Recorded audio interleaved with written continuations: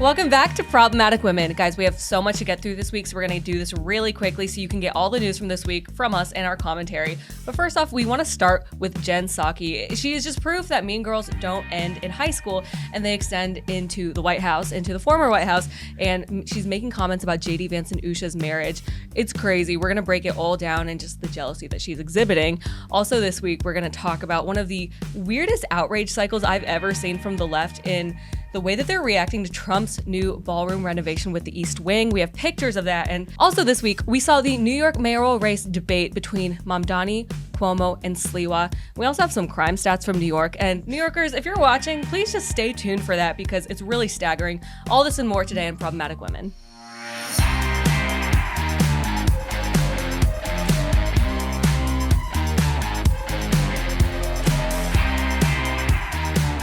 Welcome back. I'm Elise McHugh. I'm Virginia Allen. And I'm Morgan. Guys, good to be back. It's so good to be back with all of you. Happy Thursday. I guess for us, but happy Saturday. Yeah. You guys. Good morning. All right. I just want to start off today with a video that really just took me aback watching it. I did not know what was going to come out of her mouth. But former White House press secretary Jen Psaki, she went on MSNBC and she was talking about JD Vance, Usha, and I'm going to stop explaining. Let's just roll the clip. I think the little Manchurian candidate, JD Vance, wants to be president more than anything else. Yeah. I always wonder what's going on in the mind of his wife. Like, are you okay? Please blink 4 times. Yes. We'll come over here. We'll save you. And that he's willing to do anything to get there. And that your whole iteration you just outlined, I mean, he's scarier in certain ways. He's smarter in some ways. And he's young. Yeah. And ambitious. And agile in the sense that he is a chameleon who makes himself into whatever he thinks the audience wants to hear from him. Now, what's also true, though, is JD Vance is not, he's in some ways goodish on paper if you like what he believes in. I don't know. But I don't know that he can take the whole movement with him. No way. I don't think so either. There's no riz. It's got no riz, right? None. And he just is a little odd. And so Trump's odd in a different way. So I'm skeptical of that. So yeah, he's got to, I mean, everything going on right now, and I think we have to be very clear-eyed about this, is about trying to manipulate the public around elections.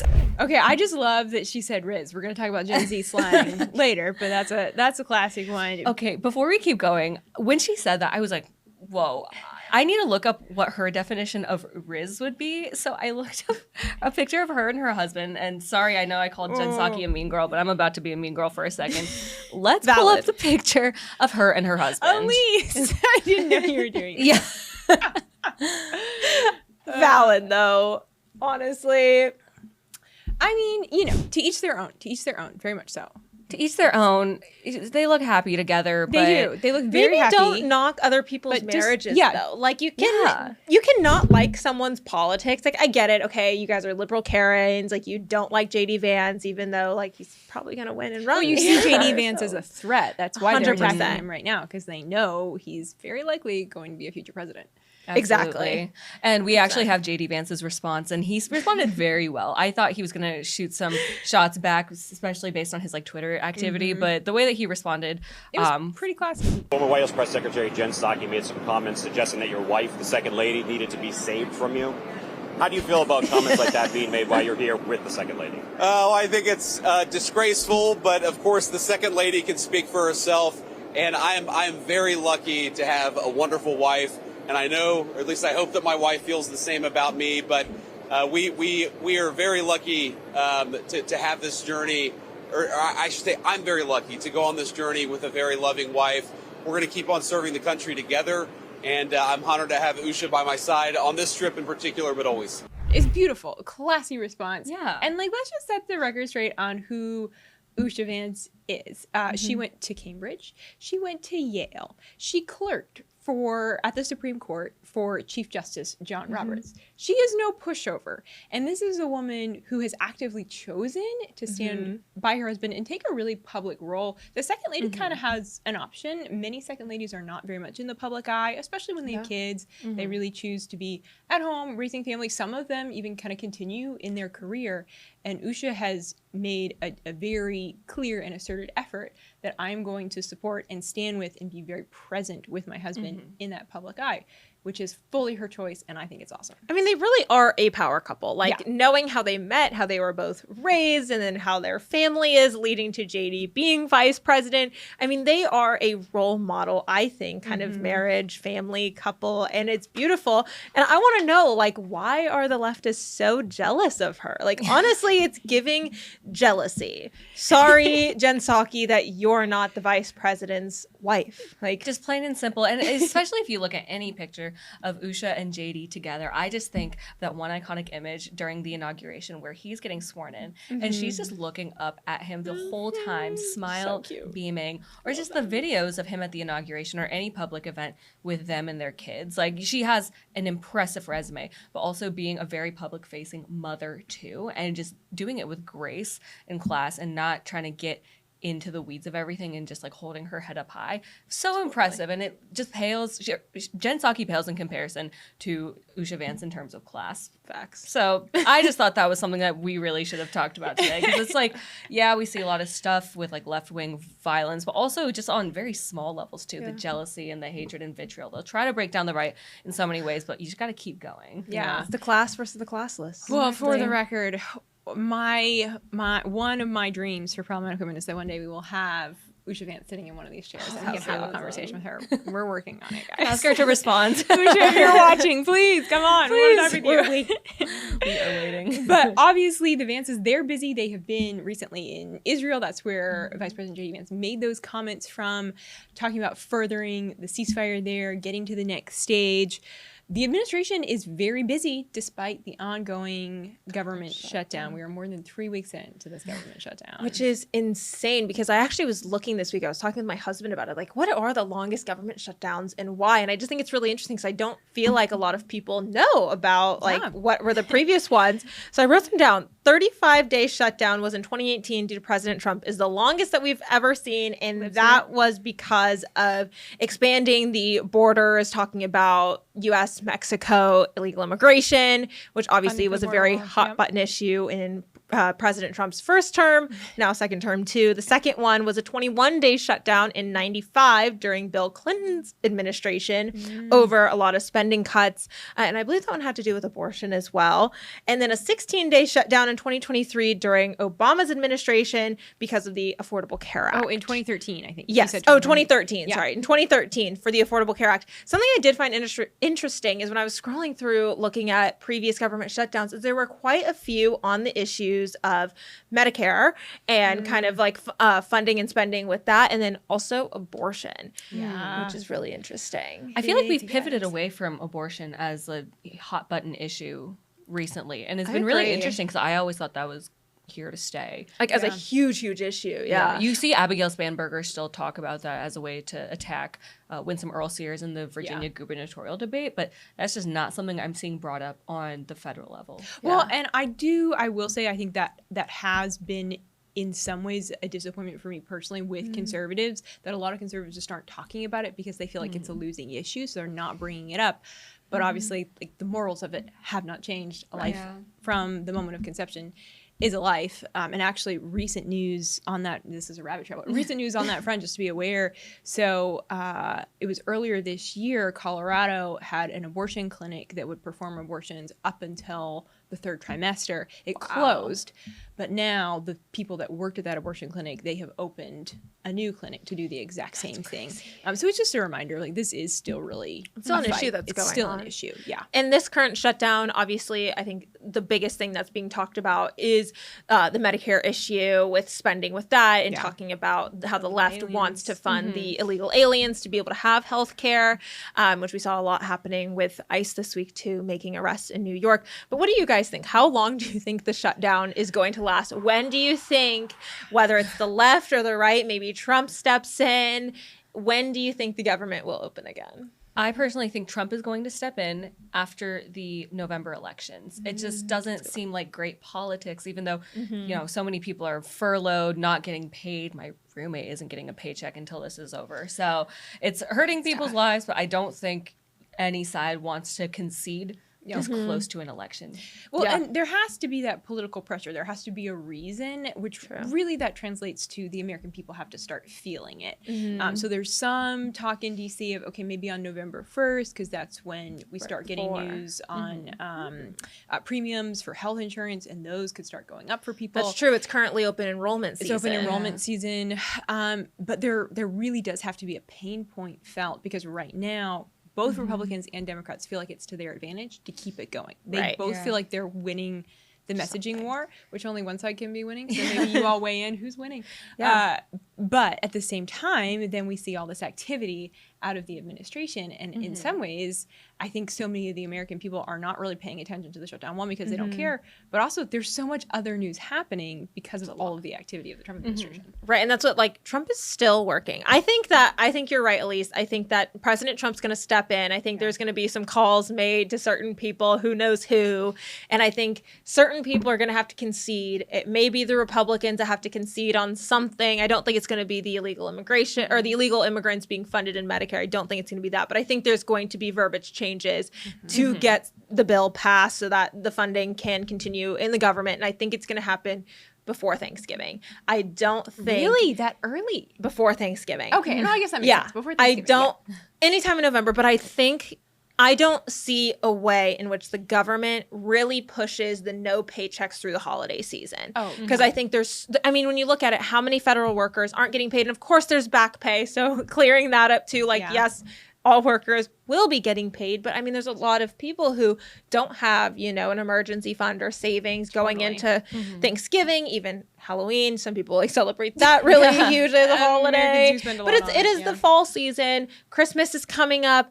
I think that, a lot of people and families are planning for the holidays. And if you're not getting a paycheck, that's something that is concerning. And so I don't think that the Trump administration will allow the shutdown to continue to go past Thanksgiving. That's my prediction. Who do you guys think is winning the messaging war on this shutdown? I think it's Republicans. I would say media-wise, the way that it's been covered, at least mainstream media, just hearing the Schumer shutdown and stuff like that. Yeah, and the alliteration doesn't help. It does not. I think Republicans are largely winning, but I will hold to the fact that the average American really doesn't care. True. They're living their life. True. I think they're aware of, a lot of the big news on the world stage, what's going on.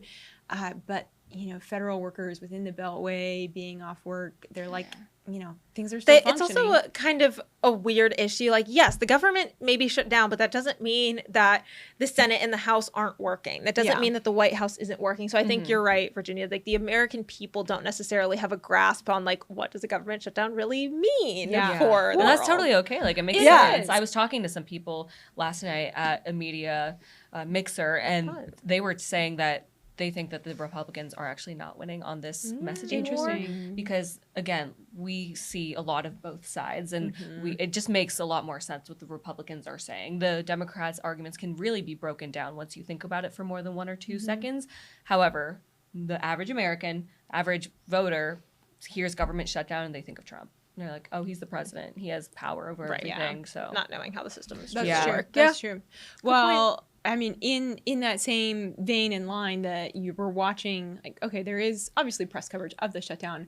There's arguably even more press coverage of what's happening at the White House and renovations to the White House with Trump's big, beautiful ballroom. Big, beautiful ballroom. Big, beautiful ballroom. It looks great. The renderings, the 3D renderings, everyone's like, oh, this is an eyesore. And I'm like, this kind of looks like what I would expect from the White House. Every time, ever since I was little, I'd drive down the street going into D.C. and you'd look and you'd see the White House. It's this tiny thing in the distance. It's a very, very small building. For people who haven't seen the White House or been there, it's pretty small. So for the most powerful world leader, in my opinion, I really do think this expansion is apt. And imagine all the world leaders that come to the White House and they have to go inside a dingy tent like it's prom. Well, see, the argument that I have been making with this is it's twofold. I think we need it for one, because it is as people come to the White House from around the world, we want to be able to present this beautiful space to them. And then also there's a level of practicality because sometimes for White House events, they have to rent out hotels across DC to host events. Which is crazy, Which honestly. is crazy that we're doing that. And it also creates like more of a security hassle that costs taxpayers a ton of money.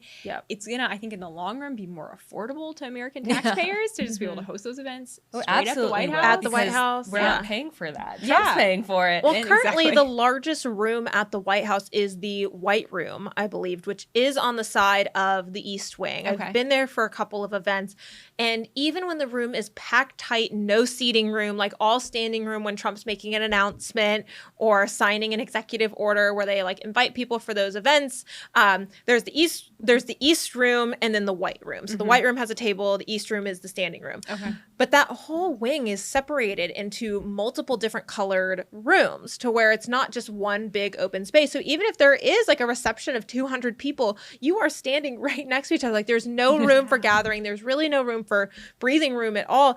And to me, it's a no-brainer. Like why doesn't the White House have a ballroom meeting space for events, for anyone? Even like I know there was a big hullabaloo about the Rose Garden being remodeled to have a large outdoor communal patio space. And I'm like, it's beautiful. Like it doesn't I'm not exist. surprised at all that Democrats are opposed to beautification efforts, though. But we actually have a clip of Trump talking about this past week. He had a big presser on this, and he invited senators to talk about this. And I just love this man, his obsession with Classic architecture. I said, if I do this again, I'm going to get a ballroom built, and we're putting up our own money with the government just paying for nothing. You probably hear the beautiful sound of construction to the back. You hear that sound? Oh, that's music to my ears. I love that sound. Other people don't like it. I love it, Josh. I think when I hear that sound, it reminds me of money. In this case, it reminds me of lack of money because I'm paying for it. So it's the opposite. It's hysterical. He was on a pretty good run that day, too. He was cracking jokes left and right. was But feeling yeah, good. he's not paying for it. Or he is paying for it. Everyone else is not paying for it. Whoopi Goldberg is out on The View every single day saying that taxpayers are funding this. And I'm like, can someone just sue her already? Fact check. False. Yeah. I know. Also, Trump the and White private House has donors. been renovated multiple times before. Like, I don't know if you know this, but the current version of the White House with the West Wing and the East Wing, where the Oval Office is, the basketball court, none of that is original to the actual White House. And you have the receipts. And I do have the receipts. So, Whoopi Goldberg, tune in. In 1902, Teddy Roosevelt built the West Wing. 1909, William Howard Taft added the first Oval Office during the West Wing expansion. In 1933, Franklin D. Roosevelt added a second floor to the West Wing, and in 34 built he relocated the Oval Office to where it is now. So the Oval Office was not where it currently is. It was relocated and then completed the East Wing and built an indoor swimming pool in 34. In 48, Harry Truman began completely gutting and rebuilding the White House's interior, only preserving the exterior walls. So the entire interior of the White House has changed since 48, which is wild. Like, people probably don't know that. 1970, Nixon converted FDR's pool into the press briefing room. So currently the press briefing room was an old pool. Yeah, the press pool. I think we need to bring a pool back. Yeah, that would be The more swimming fun. pool would be cool. There needs to be a Presidential pool. Yeah. A rooftop presidential pool. Oh, that I would didn't be know that's why cool. they call it the press pool, though. Yeah, That's fun. Because the press room used to be a really pool. And then in 73 is when the bowling alley, the famous White House bowling alley, was added. And then in 2009, President Obama upgraded the tennis court into a full basketball court. So President Trump adding on a ballroom to the East Wing, which people are like, he's knocking down the entire East Wing. Nope, it is just the exterior of the East Wing so that it can be built onto it.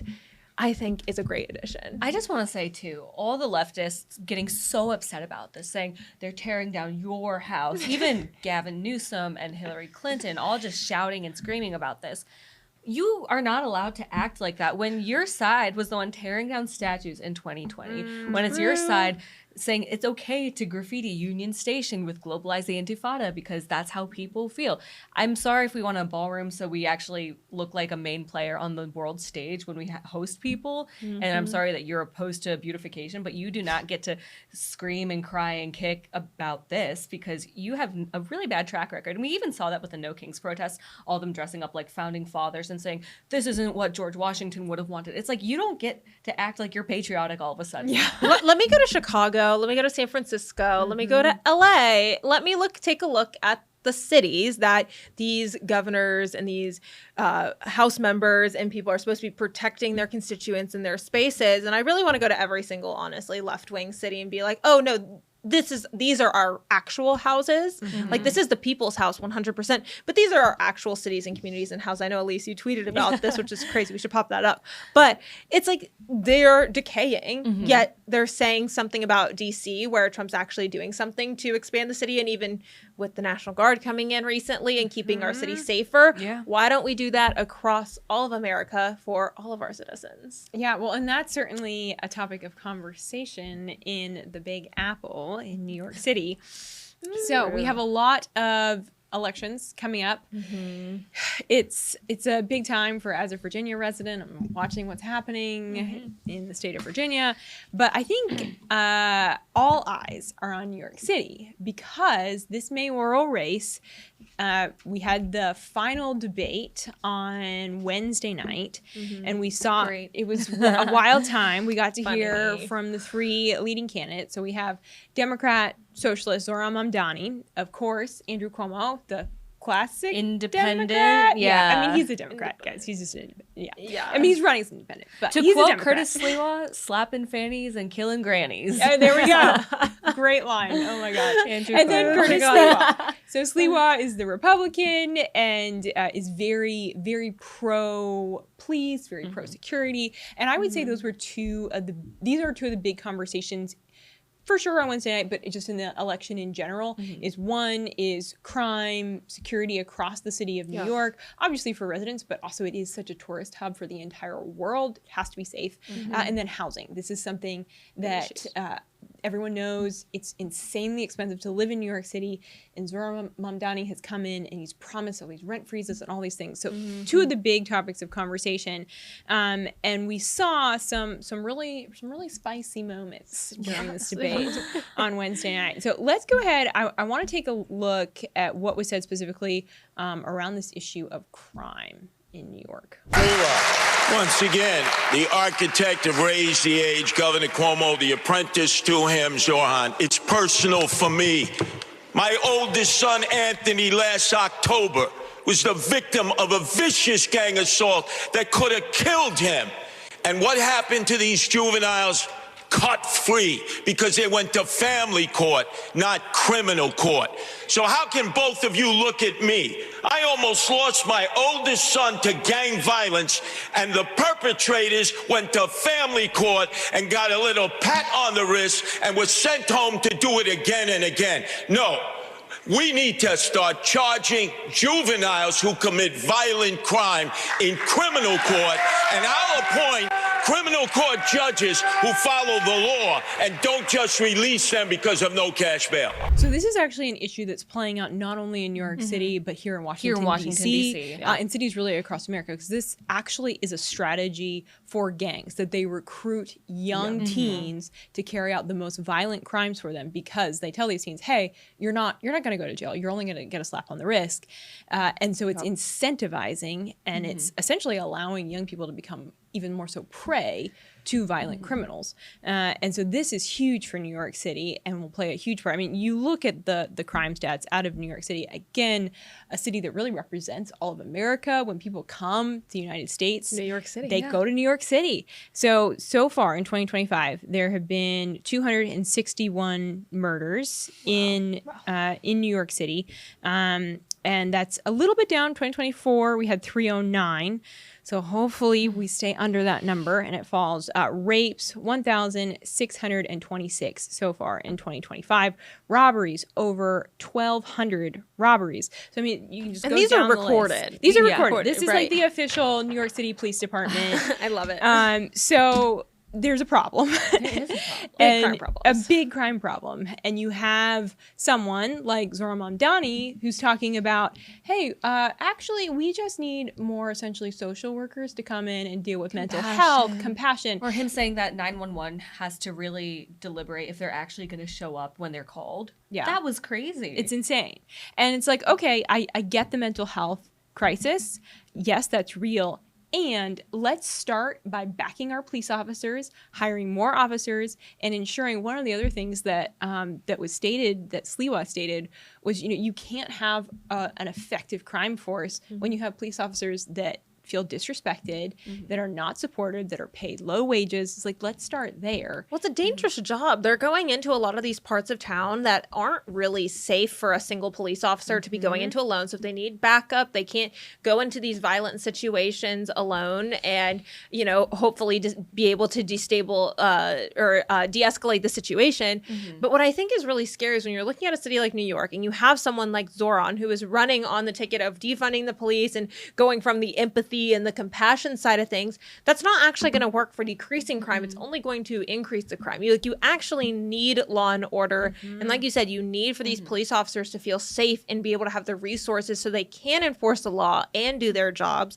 And a lot of these kids, like if they're going to continue to get off scot-free, why not just continue to doing their thievery and continue committing the crime? It's important to note that Zohran Mamdani has said recently, I think it was in the last debate, that he actually does support the police. And also he said recently... Convenient time to change his tone. He said recently, I think it was in that debate this past week, that he does support the Jewish community and all this. But all you have to do is look at his track record in the past. And not only that, because I do know people can change, but you have to look at who his voter base is. Because if we're learning anything from the radical left base that's pressuring Democrats on the Hill right now, it's that they're going to listen to the loudest and most annoying and most violent voices in their party. So sure, if he's going to officially take this pro-police stance, I don't buy it because your base is going to pressure you into not really acting on those promises. Yeah. And I don't think it's real. Well, and the other big issue here, as I mentioned, is that of the real estate market in New York City.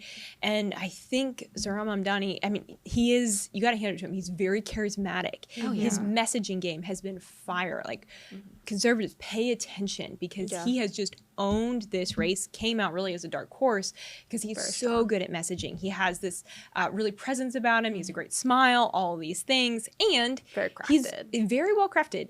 And he's promised a lot of candy, like freezing rent, which sounds great. Oh, yeah, I want that. Or, these grocery stores that are government run and prices are set. Sounds like communism to me. It is communism. It's straight up communism. I think we're going to see the start of a political movement against the gentrocracy. I don't know how to say the word, but just the young versus the old, and people aren't really going to look at the issues as much, or they're just going to weigh age and experience equally to just their platform, because there's videos and clips of Andrew Cuomo wagging his finger, looking like has a lot of crow's feet and like lines on his face, old white guy wagging his finger, and Zohran Mamdani is just staring straight, smiling. We may think that's a little creepy on the right because it's like, look at the person talking to you. But it's the Obama charisma. A lot of people see the Obama charisma. He's real. Young, he has fresh ideas. They don't like what's happening in New York City, so they think, hey, maybe he's the answer. It's the Trump effect, but it's Unfortunately, the young people on the left, obviously you see the young people that are gravitating towards conservatism. They like what President Trump says, things that Charlie Kirk was saying, really adopting the conservative right? And then on the left, you see these people, like when you really boil it down economically, they can't afford their houses. They can't afford groceries. They're going out in the streets that are violent. And so then when they see a candidate like Mamdani that is saying something so radically different, they're like, what do we have to lose? We can't buy a house. We have to be, we're stuck renting. Like, I can't even finish my college degree. I am dying in student loan debt or credit card debt. Like, what do I have to lose? Then try this socialist, communist utopia idea that's being presented to me on a silver platter. Because I will say, when you look at big government, it's not like government has really been helping young people. A lot of boomers look down on us and our generation and they're like, well, why aren't you buying a house? We did it when we were your age. It's like, well, see how much we're making compared to how much you were making compared to the cost of living needed to purchase a house. Like, it has not kept up with the history. And I think that's something that we really need to recognize with young people is it's not that these young people, I don't think they're stupid.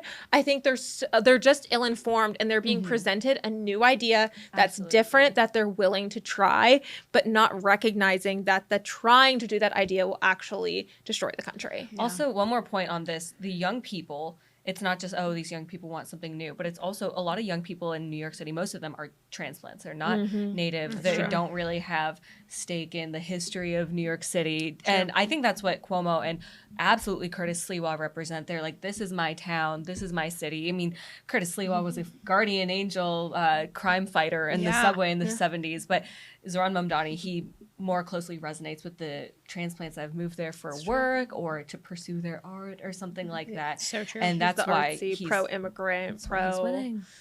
But there was appeal to young people as well from Sliwa. We have a pretty funny clip as we wrap up this segment, as Sliwa uses a little bit of language from the kids, lingo, if you will. Oh gosh. Well, I need is fast. If there was a ranked choice election, how would you vote, Mr. Mamdani? If there was a ranked choice election? In this. You'd have to rank these. Myself number 1 and Curtis number 2. Mr. Sliwa. Oh, please don't be glazing me here, Zohran. Are you kidding? I hear that, right? Did he just say, don't be glazing me? And then someone was tweeting from his account during the debate, oh, now Cuomo's glazing me too. Mamdani, stop glazing me. And I'm like, oh, man. I had to look up what that meant. Yeah. I didn't know. It means like excessive or like over the top compliments that are essentially seen as insincere. So over the top. So. I can't keep up with all the Gen Z slang. Whoa, there's a lot. Have you guys heard of 6'7"? This whole thing, it's 6'7", and then there's 4'1". I've heard of it. 7, I don't understand it. I can't get with the program. We're not supposed to understand it, Morgan. We're too old to understand. I'm afraid my younger cousins are going to find this podcast and watch this segment and show it to me at Thanksgiving and be like, Elise, you're old. You're chopped. You're unk. I still know those slangs. Do you guys know those ones? Chopped? Chopped and unk. Is chopped like you're like fired? You're ugly. Oh, that's mean. Okay. You're ugly, and unk means you're old. Yeah, unk means you're old. If you're chunk, you're both. Oh gosh. Well, That's 6'7" hilarious. and 4'1" mean nothing apparently. Literally nothing. They literally mean nothing. It's just fun to do. I guess in preparation for Thanksgiving, listeners, if you Yeah, hear if that, you you're Gen informed Zers. now. Well, use the word "riz" at your dining table. Our slang, because we're older Gen Z. It used to be. I'm used a to be millennial.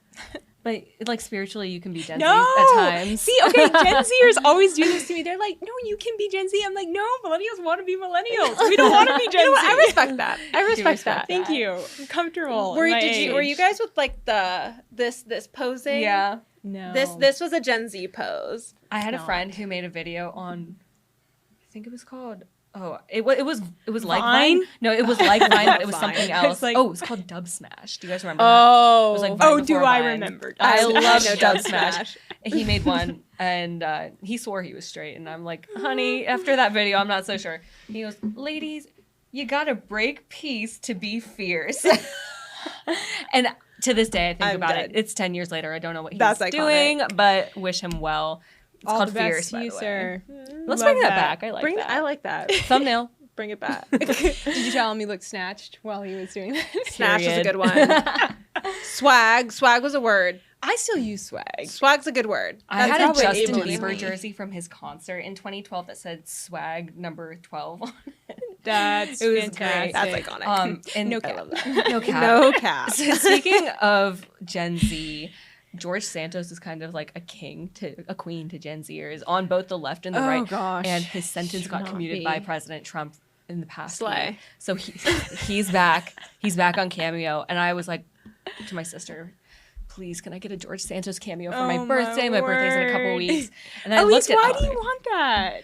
They're kind of iconic. Like they're funny. Like, have you seen cameos and how many people you can like buy them from? But And just like a Santos one. Like, No, because it's so funny. I just think it'd be funny. And he just says the darndest things because you give them a prompt and then They have to say it. He has to say what you put in there. wow. But Otherwise, they don't get paid for that. Exactly. Yeah. So he takes his creative liberties. We can actually throw in a clip of that, but it's so funny.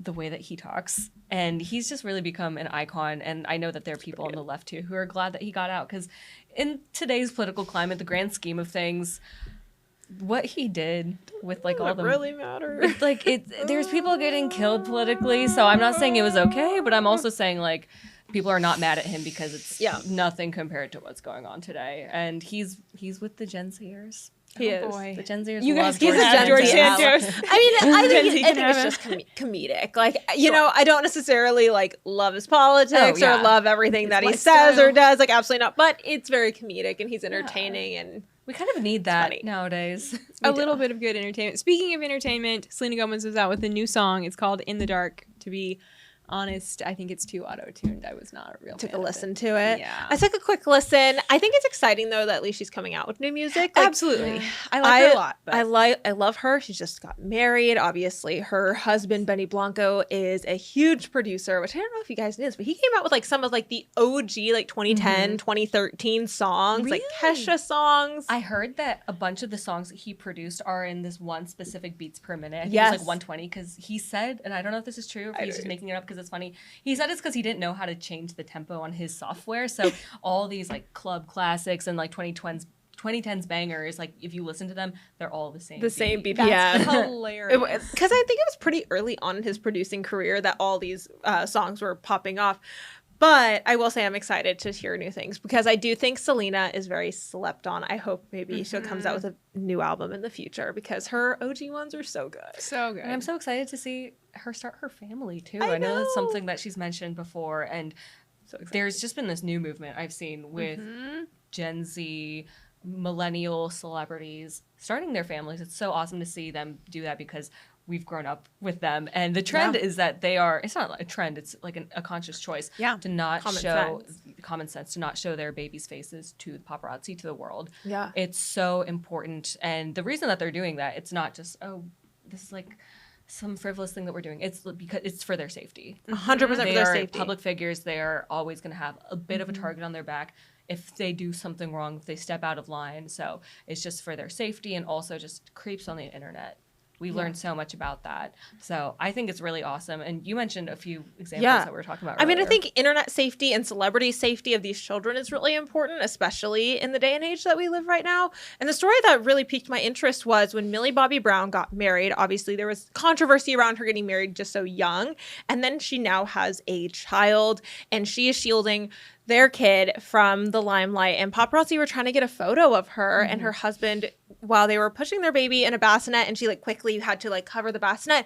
And I was like, it's really sad that like celebrities have to do that to shield their children from that. But I also respect it so much. And I actually looked up like how many big celebrities shield their children from the limelight. And there's so many, including Blake Lively. Her children were actually seen in a movie, but they were wearing masks in the movie. So I thought that was funny. Married to Ryan Reynolds, obviously. Joe Jonas, Mila Kunis, and Ashton Kutcher. They've been very vocal about keeping their children out of the limelight, and they actually stay off social media themselves to also help protect their children. Eva Mendes and Ryan Gosling, they stated that they won't ever post pictures of their children until they're old enough to give consent and when they understand what it's like to be in the media.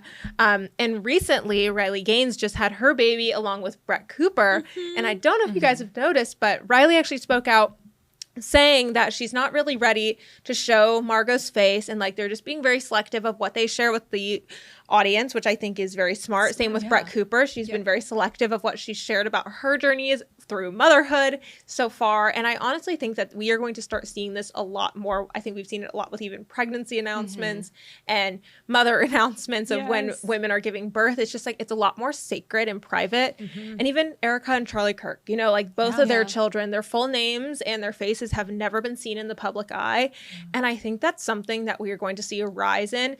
And I honestly hope that American people as a whole kind of take notice of that celebrities are doing. Because if they're shielding shielding their children from the internet and not giving their children cell phones and, not giving them iPads. Like maybe they're onto something, because I do feel like that is the difference between celebrity culture and American people. Is you see the iPad kids, you see people posting their children on the internet all the time, but then on the flip side, a lot of celebrities aren't actually doing that. Yeah, so true. So it's interesting. Well, speaking of celebrities and limelight and using platforms in politics, so our question of the week last week was, should celebrities ever use their platforms to talk politics, to be political? So we got a lot of no's, a lot of no. But Lindsay Wellfly said, sure, but celebs don't live in the real people world, so politics by and large don't impact them. So true. The Julie Baby said, no, they're performers, not journalists, LOL. And then Moved to Southern Utah said, only if they're Republicans. So at least you're honest about how you feel. But question of the week for this week. Ooh, we actually didn't talk about one. We need to come up with one on the fly. I think we asked one at the top of the show, I totally forget what it was. Do you remember? It was good. When do you think the government will be reopened? When do you think the government's going to reopen? Yeah. We want your thoughts. Place your bets. Don't do that, Sleazel. Yeah, actually, do you care about the government shutdown? Is it affecting you? Do you think it's going to reopen? When will it reopen? I'm tired. I want the news cycle to move on to the next thing. Hopefully not a bad thing. Oh, that's something exciting. Something positive. More ballrooms. The West Wing will become the pool. Literally. Lots in store. Well, this was fun, y'all. Yeah. I'm so happy to be back with you guys. We will see you all right back here next week.